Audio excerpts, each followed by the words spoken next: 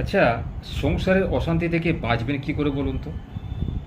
আজকালকার দিনে সংসারেতে অশান্তি লেগে থাকে বিভিন্ন কারণে। বাজার দরের কারণে, সঠিকভাবে রোজগার না করার কারণে, সম্পত্তি সংক্রান্ত কারণে, ছেলেমেয়েদের লেখাপড়ার কারণে, কিংবা কারুর যদি মন খারাপ থাকে তাদেরকে মানিয়ে নেওয়ার কারণে। এরকম বিভিন্ন কারণ নিয়ে আমাদের সংসার কিন্তু চলে। তাই সংসারে চলতে চলতে অনেক সময় আমরা তিতিবিরক্ত হয়ে যাই যে রোজ রোজ একই ঘটনা, একই কাহিনী, রোজ অফিস থেকে এসে শুনতে হচ্ছে, বা রোজ আমাদের একই সেই রোজ নামচা শুনতে হচ্ছে। রোজ অশান্তি, ঝগড়া, কোনো না কোনো ইস্যু নিয়ে লেগেই থাকে। একটু বড় ফ্যামিলি যাদের হয়, একান্নবর্তী পরিবারে এরকম দেখতে পাওয়া যেত। কিন্তু বর্তমানে নিউক্লিয়ার ফ্যামিলি, ছোট সংসার, স্বামী স্ত্রী সন্তান, তাদের সংসারে সব ঘটনাগুলো খুব কমই দেখা যায়। যাদের একান্নবর্তী পরিবার তাদের কথা বলছি, তারা যদি একটু মানে নিয়ে চলতে পারেন, তাহলে আমার মনে হয় আপনাদের দিনগুলো কিন্তু সহজ হবে। দেখুন, যত আপনি ঝগড়া করবেন, দেখুন পৃথিবীতে সমস্ত মানুষের মন কিন্তু সমান নয়। আপনি সবাইকে খুশি করতে পারবেন না। কেউ কেউ আপনার ব্যবহারে সন্তুষ্ট হবে, কেউ কেউ ব্যবহারে অসন্তুষ্ট হবে।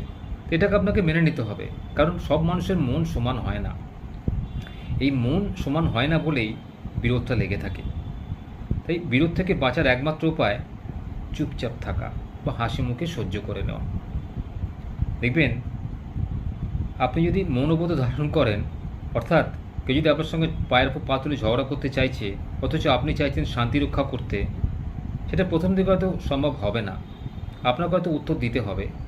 কিন্তু আপনি যদি এটা সহ্য করে নেন, আপনি যদি তাকে বুঝিয়ে বলেন, তাহলে আমার মনে হয় সে বুঝবে। কারণ দেখুন, অশান্তি কেউ চায় না। বিশেষত দেখবেন পারিবারিক অশান্তি মানে সংসারে অর্থকে দেবে। যদি একটা পরিবারে 3টে সন্তান থাকে, এক সন্তান বেশি রোজা করে, এক সন্তান কম রোজা করে, সেক্ষেত্রে যদি ছোট সন্তান অবিবাহিত হয় এবং বড় সন্তান বা বড় ভাই বা বড় ছেলে যে সে যদি বেশি রোজগার করে, তার স্ত্রী এসে দাবি করতে পারে যে তুমি কেন একা সংসারে অর্থ দেবে বেশি, তারা কেন, বাকিটা কেন দেবে না। এই যে মনোমালিন্য, মানিয়ে নেওয়ার অভাব, ভালোবাসার অভাব, স্নেহ মমতার অভাব, এগুলো কিন্তু একান্নবর্তী পরিবারে দেখতে পাওয়া যেত বা এখনও যায়। যদি এইগুলোকে আপনারা একটু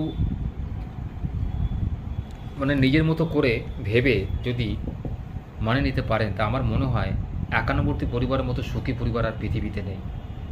একে অপরের সহযোগে বেঁচে থাকার যে আনন্দ, সেটা কিন্তু নিউক্লিয়ার ফ্যামিলিতে দেখতে পাওয়া যায় না।